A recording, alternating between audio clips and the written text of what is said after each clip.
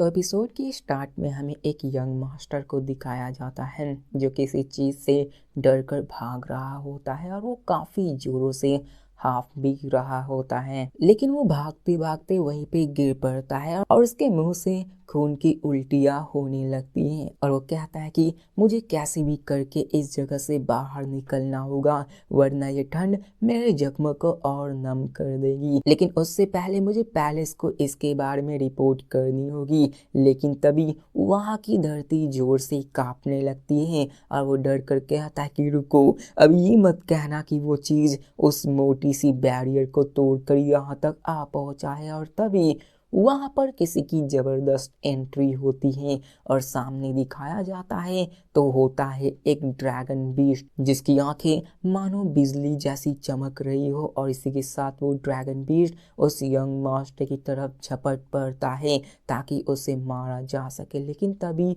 उस बंदे की आंख खुल जाती है और हमें पता चलता है कि असल में ये सब उसका एक भयानक डरावना सा सपना होता है और वो कांपते हुए कहता है कि ये ड्रीम फिर से क्यों आ गया है। लेकिन वहीं पर एक और इंसान होता है जो असल में उसका अंकल होता है और वो कहता है कि क्या तुमने वो सपना फिर से देख लिया? ऐसा लगता है कि वो यादें तुम्हारे दिमागों में छप चुकी हैं।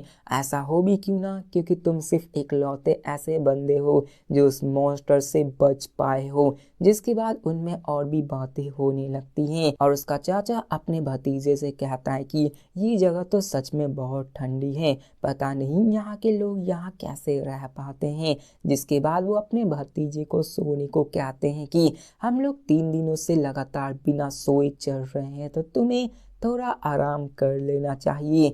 तो यंग मास्टर कहता है कि अंकल, हम नहीं जानते हैं कि मॉन्स्टर कब हमारे ऊपर अटैक कर दें, इसलिए हम आराम नहीं कर सकते और आप तो पिछले 2 वीक से सोए भी नहीं हो। तो उसके अंकल कहते हैं कि हम दोनों वैसे भी अब बहुत जल्द अलग होने वाले हैं, क्योंकि मैं ऑर्थोडॉक्स नूरिम के हेडक्वार्टर्स में जा रहा हूँ।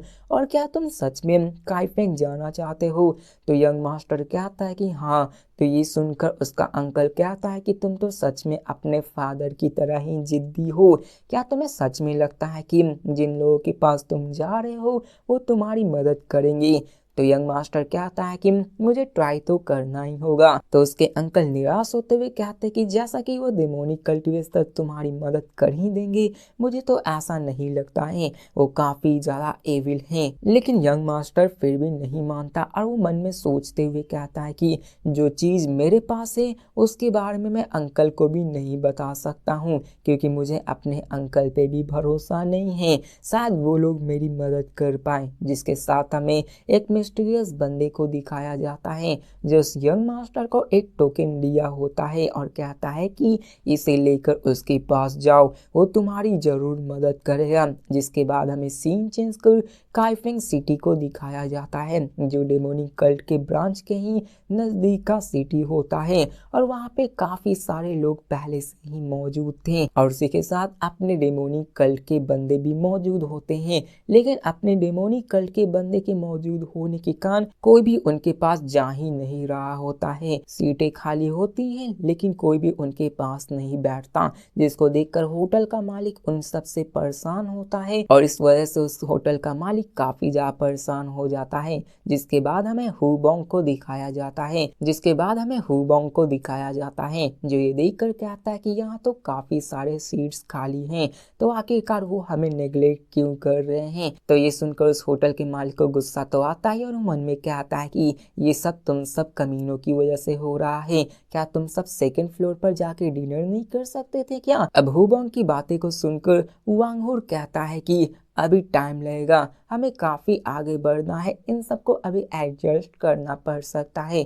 जिसको सुनकर सामा चाक कहता है कि तुम्हारे इरादे तो काफी बड़े हैं, लेकिन हम उनके इरादों को एक ही दिन में तो नहीं बदल सकते हैं ना, इन्हें थोड़ा टाइम देना चाहिए, इन्हें टाइम देने दो, समझ जाएंगे कि हम कितने अच्छे हैं और हमें डेमन लॉर्ड का तो शुक्रिया अदा करना चाहिए जिनकी वजह से सैकड़ों की संख्या में फोर्सेज हमें ज्वाइन कर रही हैं। लेकिन हुबोंग कहता है कि वो सब तो जियांगो के लोग हैं ना।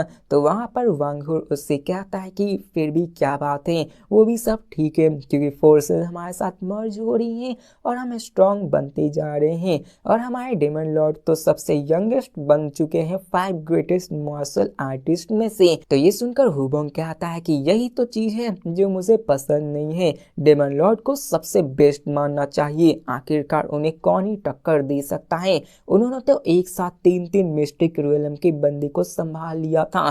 तो ये सुनकर सांगवा कहती है कि ऐसा है तो, लेकिन हो सकता है कि अपने डेमन लॉर्ड को ये दर्जा ईस्ट में मौजूद उस मॉन्स्टर की वजह से नहीं मिल रही हो। तो हुबोंग पूछता है कि आखिरकार ये ईस्ट में मॉन्स्टर कौन सा है, जिसे सुनकर सामा चाक कहती है कि क्या तुम बैटल गॉड की बात कर रहे हो, और हमें बताया जाता है उस बैटल गॉड के बारे में कि ये बंदे ने अकेले अपने दोनों फिस्ट के बदौलत ही मार्शल आर्ट के पीक तक पहुंच गया था और इसी कारण उसे चियो यून से पहले गॉड किंग का टाइटल मिला होता है। तो ये सुनकर हुबोंग कहता है कि ये सब रूमर्स की बात है, डेमन लॉर्ड का सामना कोई नहीं कर सकता। हमने देखा कि कैसे डेमन लॉर्ड ने अकेले ही हजारों की संख्याओं में प्रैक्टिशनर्स को मार डाला था और डेमन लॉर्ड की तारीफें करने लगता है। तो ये सुनकर वांगहुर चिल्ला कर कहता है कि आखिरकार तुम मेरी सोंगवा की बातों को गलत कैसे ठुकरा सकते हो। तो ये सुनकर वो कहता है कि क्या तुम्हारी सोंगवा मेरी सोंगवा, और फिर से कहता जरा फिर से क्या कर को दिखाओ, ऐसा लगता है कि तुम दोनों डेट कर रहे हो। अब यहाँ पे उन समय से ही मस्ती मजाक वाली बातें होने लगती है, लेकिन तभी वहाँ पे एक चोंगा को पहने हुए एक आदमी आ जाता है जो कि उन सबके सामने झुकता है, जिसको देखकर वो सभी हैरान हो जाते हैं कि आखिरकार ये बंदा कौन है। लेकिन वो झुककर अपने ऊपर से पर्दे को हटाता है, हमें पता चलता है कि ये तो वही यंग मास्टर है और उसके सामने झुकते हुए कहता है कि मुझे कल्ट लीडर से मिलना है। और इसी के साथ हमारा ये एपिसोड खत्म होता है। तो मिलते हैं नेक्स्ट थर्सडे को जब चैप्टर रिलीज होंगे, और कल मैजिक एम्पर के चैप्टर रिलीज होंगे तो उसको भी मैं एक्सप्लेन करने वाला हूँ। तब तक के लिए बाय।